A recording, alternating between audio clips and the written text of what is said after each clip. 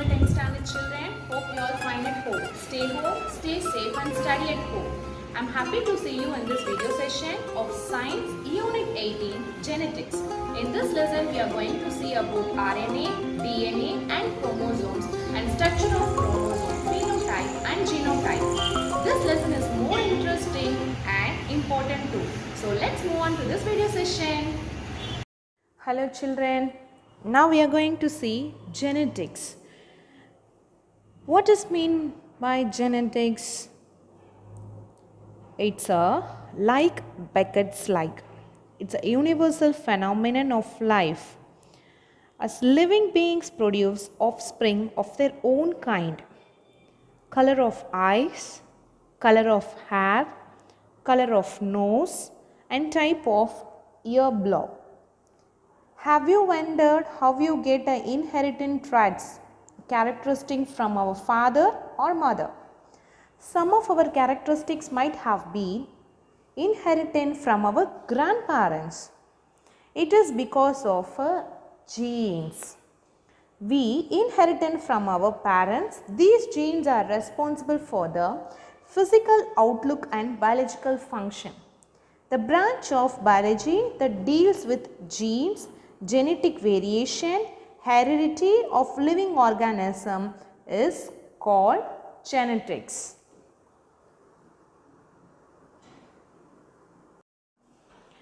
George John Mendel. Did you know who is he?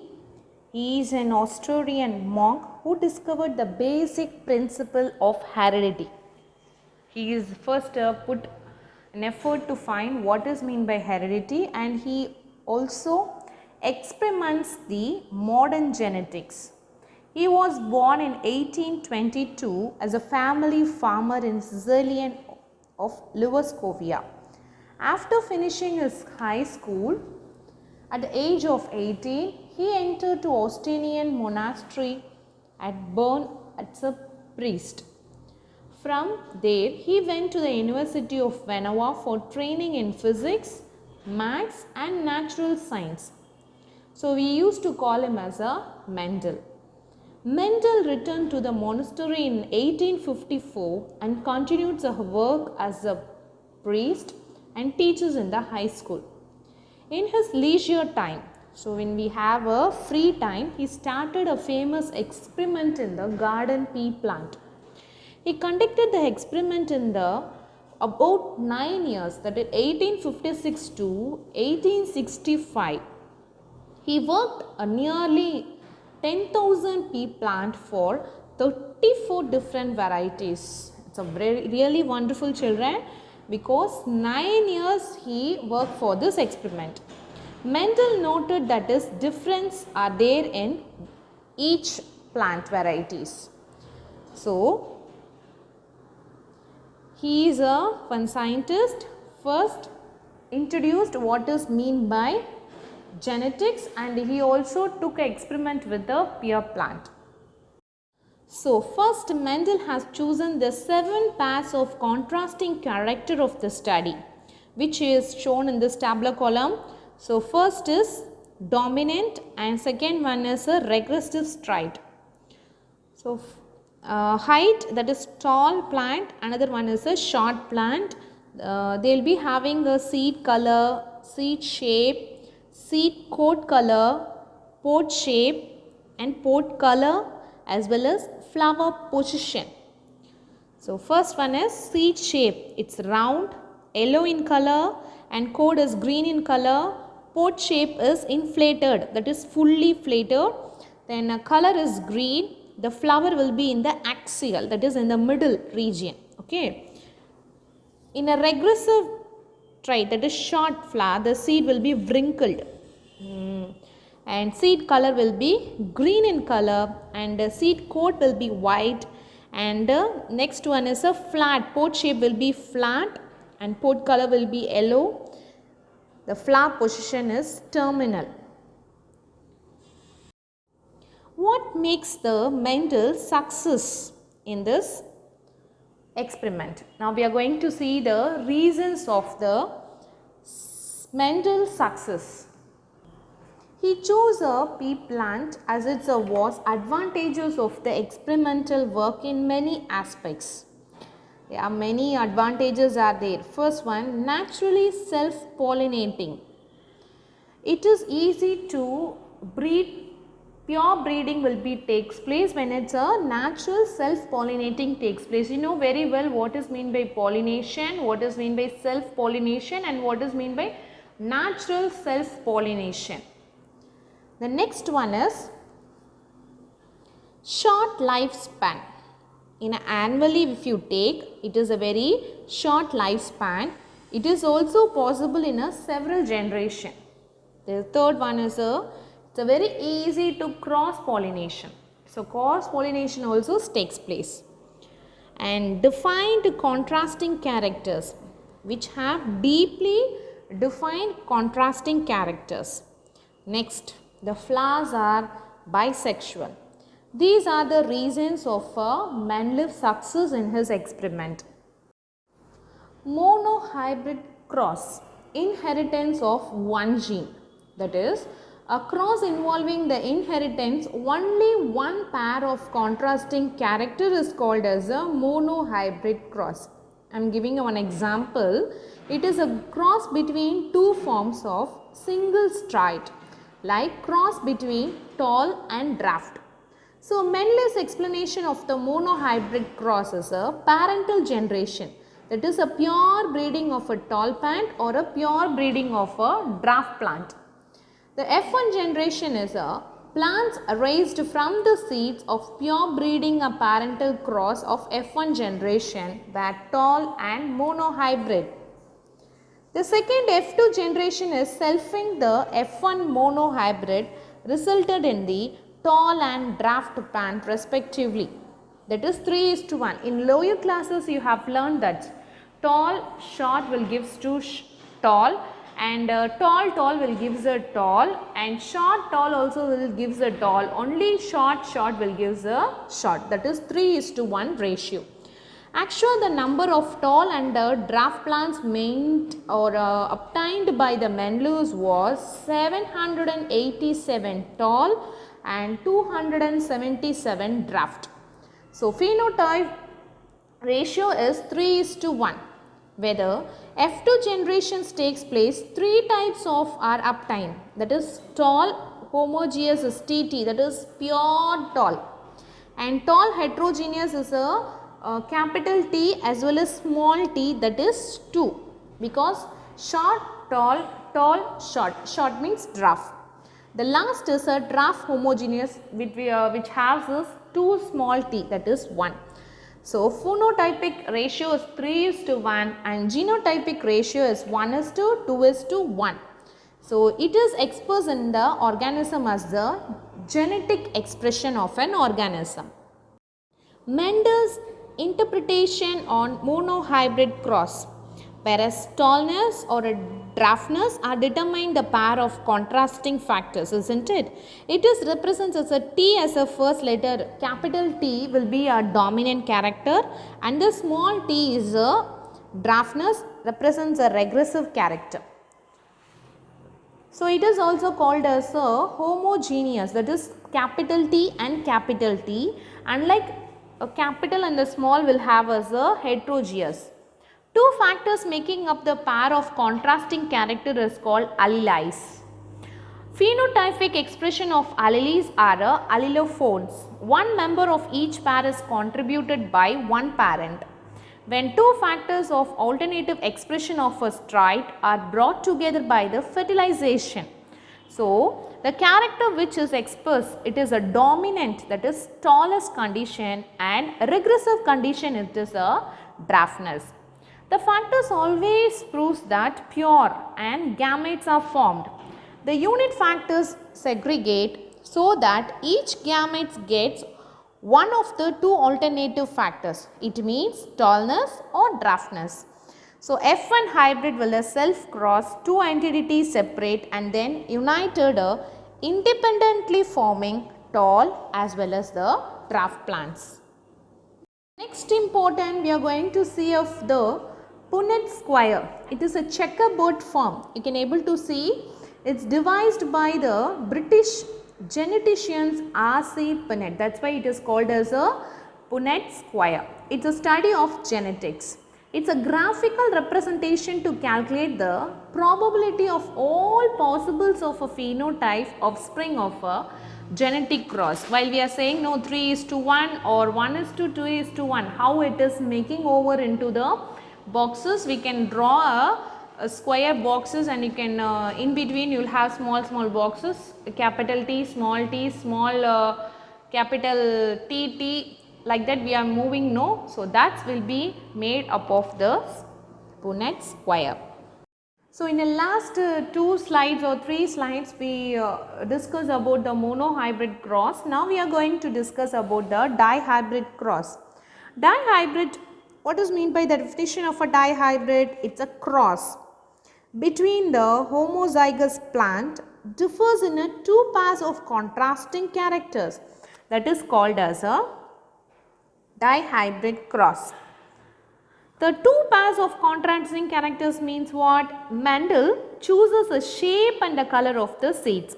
For example, round yellow seed, wrinkled green seed. So, Mendel crossed a pea plant having a round yellow with a pea plant having a wrinkled green. What happened? Mendel first crossed a pure breeding pea plant having a round yellow seeds with a pure breeding of a pear plant having a wrinkled green seeds, and found only round yellow seeds are produced in the F1 generation because it will dominate. No wrinkled green seeds are obtained. From this he concluded that round shape and yellow color of the seeds is dominant because we are getting only the round and yellow color seeds. So, wrinkled and the green colored seeds are a regressive type. It is not a dominant type. He concluded on these with this help of this experiment. So, next, in a hybrid of F1 generation, the pear plant having a round yellow seeds are crossbreed by the self-pollination. Then 4 types of seeds having a different combination with the color shapes are obtained in the second generation, that is F2 generation. There were, you can able to see here itself, yellow round. You can count how many yellows and round is there, 9, and wrinkled yellow, only 3 is there, isn't it? And round green round in color is also 3 in number. Wrinkled green, the last one is wrinkled green, which have only 1. The ratio of a phenotype appearance, you know, able to know F2 generation is 9:3:3:1. This is called as the dihybrid ratio. From the above result, we concluded what Mendel used to say to us. The factors are independent to each other and passes to the offspring. So, at last, what is the result of dihybrid cross? There are 2 following results are there. One is 4 type of plants are there. In a dihybrid cross, 4 type of F2, that is 9:3:3:1, isn't it? So, 9 has a 2 dominant trait and 3 with the 1 dominant trait and 1 regressive trait is 3 with the other dominant. Another last regressive is a 1. So, new combination is a 2 new combination strats with the round green and wrinkled yellow. While we took what we took? Only round green and what are the 2 we took first? Mendel starting itself I told you, no, he took a round yellow seed and wrinkled green seed only he took. But we got, what we got now? Round green and wrinkled yellow. 2 more new we got. So, this is the result of the dihybrid cross. Mendel's law. So, he proposed a 3 important law that is called as the Mendel's laws of heredity. First was in the law of dominance. Second one is a law of segregation or a law of purity of gametes. and the third one is a law of independent assortment. What is meant by law of dominance? That is, two homozygous individual, that is one or more set of contrasting characters are appear in F1 hybrid are dominant. They do not appear in F1 or regressive as a character. So dominance is a law of dominance. The next law of segregation, it is a contrasting factors about F1 hybrid. Two factors of allic pair remains together without mixing when gametes are formed. Two separate out so that only one can enter into the gametes. Third one is a law of independent assortment. In the case of inheritance, two or more pair of characters simultaneously the factor on a gene of one pair assort out independently out of other pairs. The next you are going to see T.H. Morgan. Morgan is a Nobel Prize holder in 1993 for a role of chromosomes in the heredity. So we are going to learn about a chromosomes, DNA, genes. Did you hear these type of words? Yes, it is in our body cells. Human body is made up of a number of million cells, isn't it? In this, it contains one thread-like structure. You can able to see the picture also. One thread-like structure is called as a chromosomes. How the chromosomes, the word will be termed by the Valdier in 1888. He only first determined the carrier of genetic material. Chromosomes are highly colloid, the chromatic fibers, the DNA. What is meant by DNA? Dioxyribonucleic acid, which form a genetic material. So genes are segmented of DNA, which are responsible for inheritance. Each gene is present in a specific position on the chromosome, that is called as a locus. In this cell division will be takes place, isn't it? In this cell division, the genetic information present in the gene will pass to one generation to the another generation. That's why we are some resemblance will be takes place with our grandparents, like our grandmother or grandfather or our father or mother. This is the reason while the gene will takes place to the will passes the information to one gene to the another gene, while one generation to the another generation also the gene can passes a genetic information into it. Structure of chromosomes. The chromosome structure will look like this. It's a thin, long, a thread-like structure consists of two identical strands. You can able to see, no? So that is a sister chromatins. They led to by a centromere. Each chromodide is made up of spirally collided with a thin structure. It is called as a chromania, which has a number of bead-like structures along with the length is called as a chromomere. This is made up of, that is chromosomes are made up of RNA, DNA and chromosome particles and certain metallic ions also it made up of. And these proteins provide the structural support to the chromosomes. Chromosomes are consistent to a certain many regions: primary contraction, secondary contraction and telomere. The last one is a satellite. Primary contraction. Two arms of a chromosome meet into the point, that is called as a primary, while secondary means some chromosome possess a secondary contraction at point, that is called as a secondary contraction, which be the formation of a nucleolus in the nucleus. Telomere, the end of the chromosome is called as a telomere. each extremity of a chromosome which has prevent and joining adjacent chromosomes. The last one is a satellite knob-like appendage at the one end of the chromosome is called as a satellite. The chromosomes with the satellites are called as a chromosomes. Telomere acts as the aging clock in every cell. Telomere is a protective sequence while the cell will divide in every time, isn't it, and becomes shorter. While it's dividing, the first cell will becomes very shorter. The telomeres gets too short to do their job and causing the cells to be the age. That's why it is called as a aging clock. Types of chromosomes. Types of chromosomes is based on the position of centromere. We will have 4 types. One is teleocentric, acrocentric, submetacentric, and the last one is a metacentric.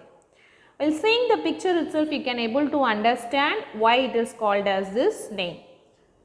Telocentric, the centrome is found in the proximal end. That ash color round is called as a centromere. So it is classified as a 4 types, isn't it? The first one is a telecentric and they are rod shaped chromosomes. Next one is acrocentric. This is found in the one end of the short arm and the long arm. The upper part will be short and the lower part will be long. It is also rod shaped chromosome. Submetacentric chromosomes, that is the centromere is found near the center of the chromosome, which is equal or unequal? No, it is unequal arms. They are J-shaped or a L-shaped chromosome. It look like L or a J. The last one is a metacentric. That is, the centromere occurs in the center of the chromosomes which forms equal arms. The right hand side will be equal to the left hand side, which look like a V shape. So if you see the right hand side, it look like a V, and left hand side also you can look like a V shape. Next types of chromosomes will be based on its function. Eukaryotic chromosomes are classified into the autosomes and allosomes. What is meant by autosomes? It is a determining characters of a gene, that is male and female have equal number of autosomes. Allosomes. Allosomes are also chromosomes which is one important chromosomes determining the sexual determination of an individual, that is sex of an individual, which is called as a sex chromosomes. There are 2 types of sex chromosomes are there. One is X, another one is Y. In a male which have a chromosomes is a X chromosome, while female will have as a Y chromosome. Karyotype. It's a number of chromosomes living in the organism. For example, plants and animals also will have a chromosomes. Human which have a 23 pairs of chromosomes. In this 23 pairs, out of 22 pairs are equal in a male as well as in female. Only one chromosome will be differ. What type of chromosome it is? Yes, it is a sex chromosome, that is allosomes, only different. That is 23rd pair will be different in a man as well as woman. In a sexual reproducing organism, the chromosome generally occurs in pair. The condition is 2n, that is diploid. Whereas gametes produced in the organism contains a single set of chromosomes. So that gametes is called as a haploid, that is N. You can see the picture, the normal human karyotype. It is a number, size, shape of the chromosomes in the nucleus of organism. Ideogram is a digraphic representation of a karyotype of the species. So first we can able to see how many types of chromosomes are there. There are 3 23 types of chromosome. You can see the 23rd we will have XX as, and next one is XY. If X and X is there as a female, XY is a male. So other than that 23 pair, out of 23, 22 is equal both men and women. Structure of DNA. It's a hereditary material. DNA, you already knew this word, what is meant by DNA. It's an important constituent of chromosome. Most widely accepted the model of DNA. It's a double helix structure of James Hudson and Francis Crick. These both will be having that accepting the model of DNA. It's a three-dimensional model of DNA. The basis of X-ray diffraction, while X-ray will take place moving from this place to that place for right and left like that, it will be projected, and in this discoveries a molecular structures of nucleic acid of Watson, Crick and Williams are awarded for the Nobel Prize for Medicine in 1962. It is an important detail about Crick, Watson as well as Williams awarded for a Nobel Prize in 1962. Chemical composition of DNA molecule. DNA is a large molecule consisting of millions of nucleotides. For example, first one is a sugar molecule, that is deoxyribosome sugar. Second one is nitrogenous base, which have two types, purines and pyrimidines. That is, purines means adenine and guanine, and pyrimidines means cytosines and thymine. The third one is a phosphate group, which have a nucleoside and nucleotide. What is meant by nucleoside? A nitrogen base plus sugar is called as a nucleoside. Nucleoside plus phosphate is called as a nucleotide. These are formed according to the purines and pyrimidines present in them, nucleoside as well as nucleotide. Watson and Crick model of DNA. It's a very important question. Regularly they used to ask this question. DNA molecule consists of two polynucleotide chain. The chain will have a double helix structure which has a two strands of a run anti-parallel with the one end. It won't be having a parallel, anti-parallel with each other. Nitrogenous base is central link with the sugar phosphate units. It's a backbone of DNA. Pairing between nitrogenous bases are very specific and always between the purine and pyrimidine linked with the hydrogen bonds, that is adenine and cytosine, which will have the complementary base pairing. Hydrogen bonds between the nitrogen bases makes a DNA molecule stable. Each turns will the double helix with a 34A, that is 3.4 nanometer. There are 10 base pairs in a complete turn. Nucleotides as a helix are joined together by the phosphodiester bond and will have a adenine, thymine, guanine and cytosine in this Watson-Crick model of DNA. Then next we are going to see the Erwin Chargaff.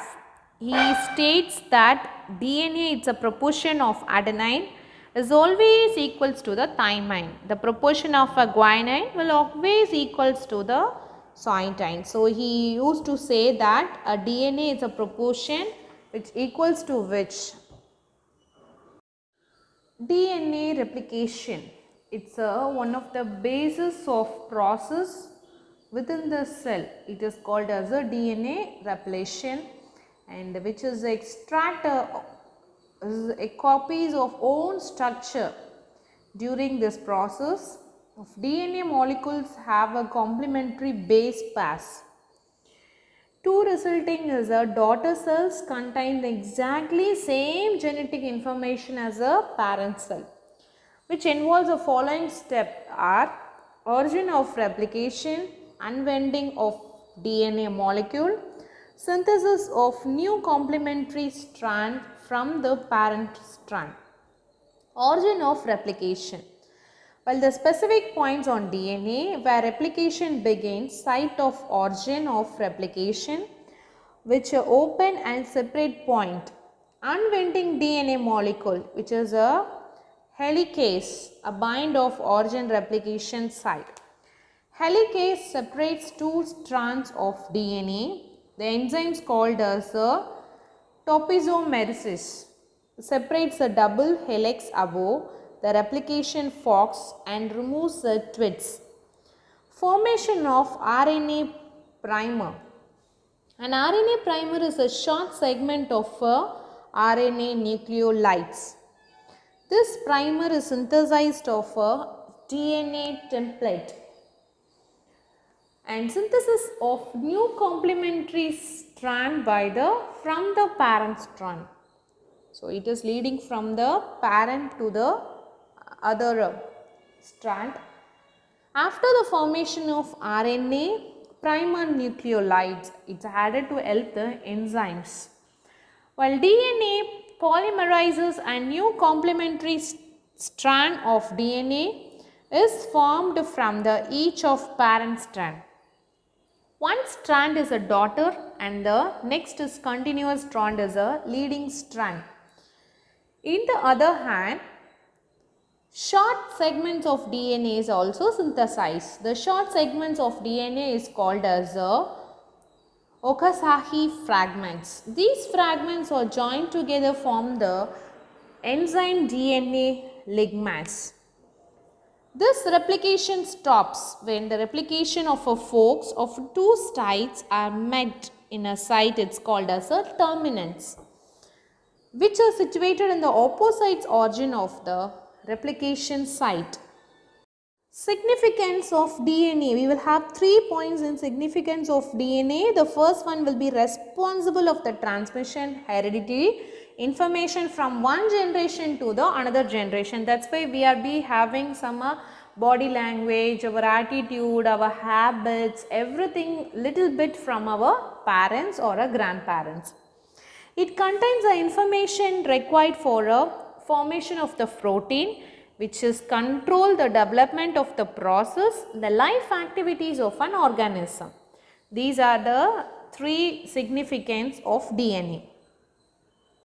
Sex determination in human beings.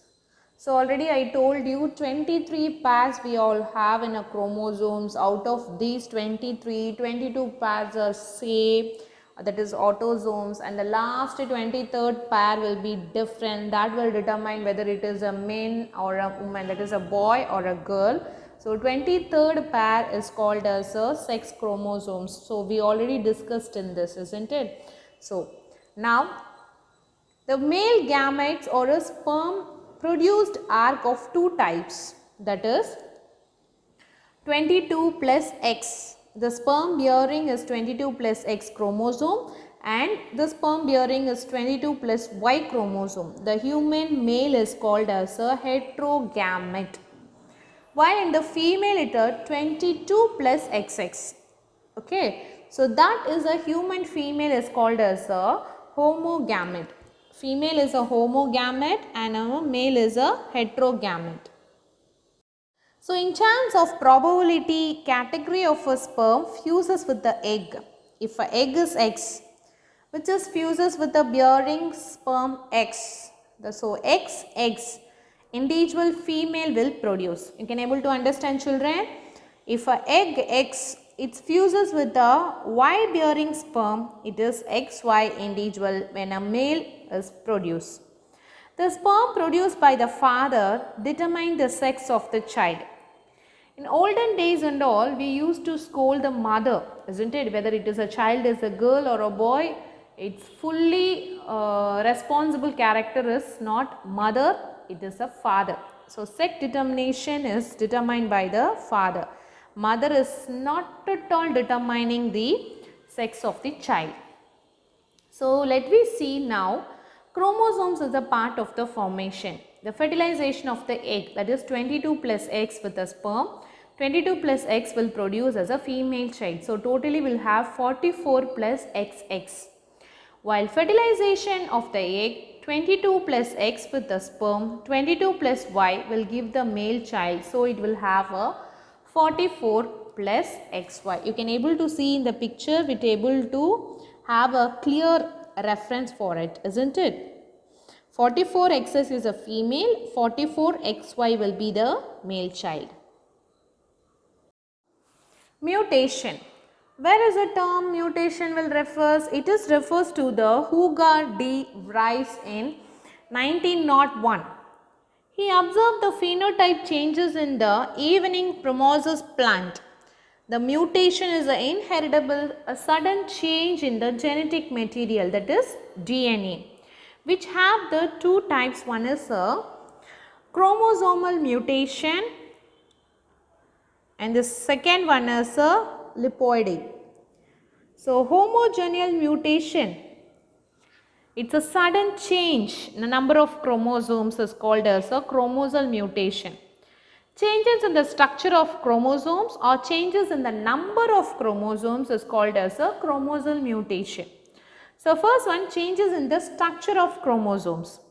So, first structural changes in the chromosomes will be having error in the cell division. So, error is also takes place, isn't it? Not in the system. Non-living things only error is not takes place, even to the cell divisions also error will takes place, which leads duplication or deletion or inversion and translocation in the chromosomes.